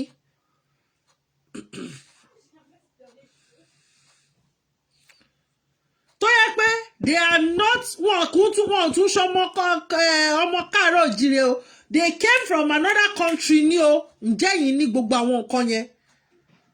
Ǹjẹ́ ní private jet tó máa gbé yín kú o? Tó bá dún gbá ó lè ní kò kan èyí tó ṣẹlẹ̀ lọ́wọ́, kò kan ẹbí Akérédolú o, kò kan ẹbí Bọ́lá Tinubu o, kò kan ẹbí Ọ̀ṣínbàjò o. Àwọn tó kàn ló mọ̀ o, aburú òní kángun sí wa o. Àti àwa ta ní ìtara lára, àti àwa ta ní ìfẹ́ òtítọ́ sí ọmọlàkejì wa lára. We need our freedom. We need our sanity. A lot of our youth want to lose sanity wọn nítorí pé wọn ò ní freedom. Mi ò gbọ́rí, mo rántí náà, mo rántí. The only thing tá máa ń ṣe, táwọn àwọn ẹ̀gbọ́n mi máa ń ṣe, wọ́n lọ jó disco. Wọ́n á mu drug. Wọ́n mu oríṣiríṣi drug. Mo sọ mo ní frustration. Frustration pẹ̀lú nǹkan tó ń jẹ́ káwọn ọ̀dọ́ yẹn máa mu drug.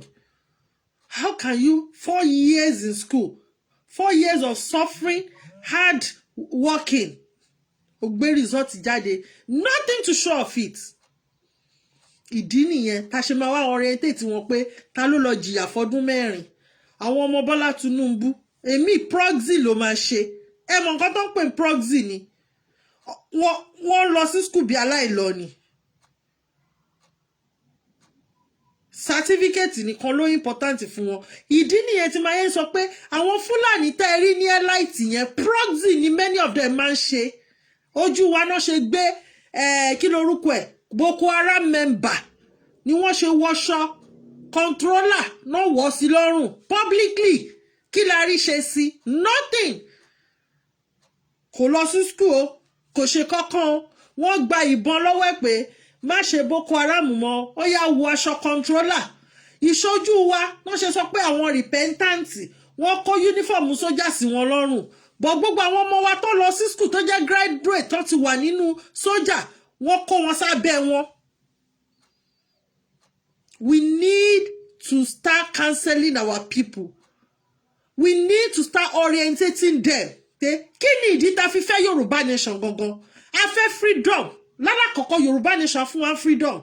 Yorùbá nation máa fún wa ní long life because one Nigeria ti sọ everybody dẹ́rẹ́ mi kúkúrú. Mi ò gbọ́ rí gbogbo years mi tí mo fi ń dàgbà. Tọ́mọ 40 years bá kú ìbànújẹ́ ni. Tọ́mọ 50 years bá kú ìbànújẹ́ ni. Ọmọ kékeré dẹ̀ ni ó dẹ̀ ti kú o. Mo máa sọ my father died at the age of 106. Màtúnkẹ́ màá ní àwọn àjẹ́ ló padà níbi gbàtà nímọ̀. Àìtí ní ìmọ̀ ni.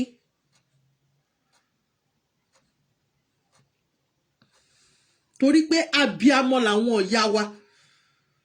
Àrẹ̀mọ ni wọ́n. Àrẹ̀mọ ni wọ́n. Ìgbà tá ti ní ìmọ̀, tá ti mọ àwọn ìtumọ̀, tá ti understand the life pé ẹ̀tàn jẹ́ ní gbogbo ohun tó ń sọ fún wa yìí. Èṣù is not Satan. Òrìṣà ni èṣù. How come tí wọ́n fún ní orúkọ mẹ́ta? How come tí wọ́n gbé èṣù ajé sí London? Èṣù ajé ló wà lára ẹ̀ náà. Wọ́n dẹ̀ ń bọ́ ní every year ní London. But wọ́n demonize títí wa. Mo ti play video tí King of Belgium ló sọ wípé ó rọrùn fún ènìyàn láti wọ̀wọ̀ abẹ́rẹ́ ju ẹ̀dùn fún olówó láti dé ìjọba ọ̀run. King Belgium ló sọ pé ọ̀run ojú òfurufú lọ́run wà. Ìgbádùn wà ńbẹ̀. Mo ti play video yẹn, mo ti gbé wá bí. So ẹ jẹ́ ká máa sọ fáwọn youth wa pé they should stand up against them.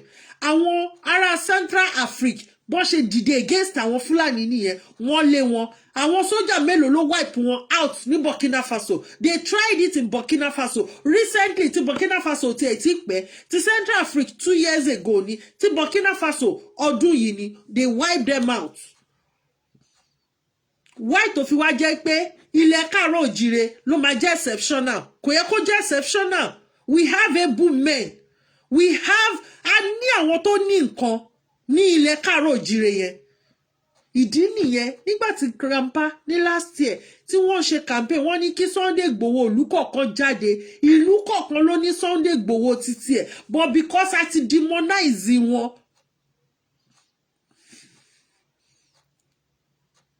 So this time around, we need to talk to them. We need to orientate our youth. I need láti sọ fún wọn pé ẹ dúró lórí ẹsẹ̀ yín.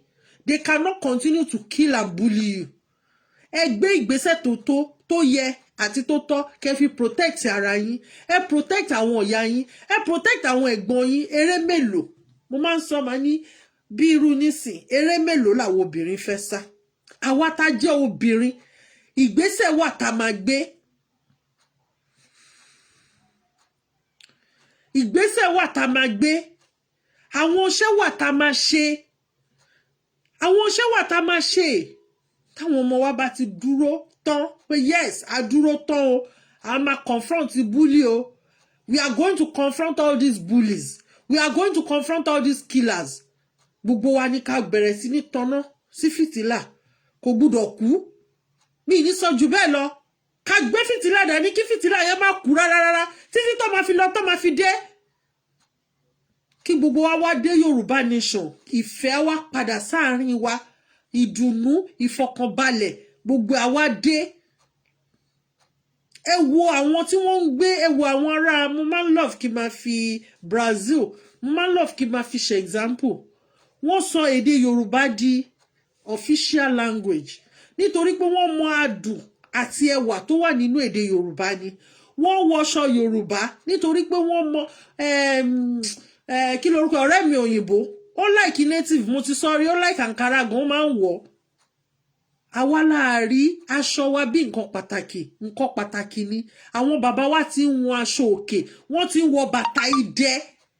Wọ́n wọ aṣọ òkè, wọ́n wọ bàtà idẹ, wọ́n ti ń wọ iyùn. Ìran káàárọ̀ oòjíire ló ń wọ iyùn, ìlẹ̀kẹ̀ náà ń pè ní iyùn. Ni wọ́n ti ń wọ iyùn kí àwọn ọ̀làjú àwọn bàbá mi á ní ìfọ́jú, torí ìfọ́jú ni. Ìfọ́jú tó dé. Ìran káàárọ̀ oòjíire ló ti ń wọ gold. Àwa la kọ́kọ́ wọ gold. Àwa la kọ́kọ́ ní goldsmith. Most of àwọn nǹkan yìí àwọn òyìnbó wa kọ́ lọ́wọ́ wa ni. Wọ́n wá modernize ẹ̀.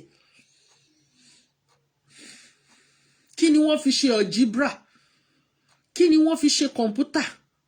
Oracle nínú kí ni Oracle? Wọ́n á nèmú ẹ̀ fún wa. Mo ti sọ̀rọ̀ nípa àgbo, gbogbo nǹkan ìbílẹ̀ wa. Gbogbo oúnjẹ wa ó wà medicinal. Àwa là ń jẹ ewúro, ẹ̀fọ́ múnú tutù. Ẹni tó máa ní tínú ẹ̀ máa ń gbóná, ẹ̀fọ́ múnú tutù náà máa ní kó máa jẹ.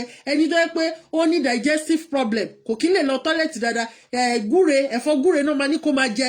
We have all the gbogbo oúnjẹ wa ló wà medicinal. Gbogbo oúnjẹ wa ló wà medicinal. Irú tó ní àjàkálẹ̀ àrùn jà káàkiri ńsìn, a need the vaccine tó bá jẹ́ lé ni. I need the vaccine. Tá bá ti ra tàgìrì, tá ti jù sínú ilé, tàgìrì ló máa gba gbogbo ẹ̀ sára. ǹjẹ́ mélòó nu wa ló rántí gbogbo kinní yẹn mo láti bẹ ẹnìkan kó bá mi ra tàgìrì wá ìyẹn fi mí ṣe yẹ̀yẹ́ pé látòdìndínlé wá sílùú òyìnbó mo ní kí ló kàn mí kò kan ayé ẹjọ́ ẹbẹ̀ mi ra tàgìrì dání bọ̀ ọ̀sán ni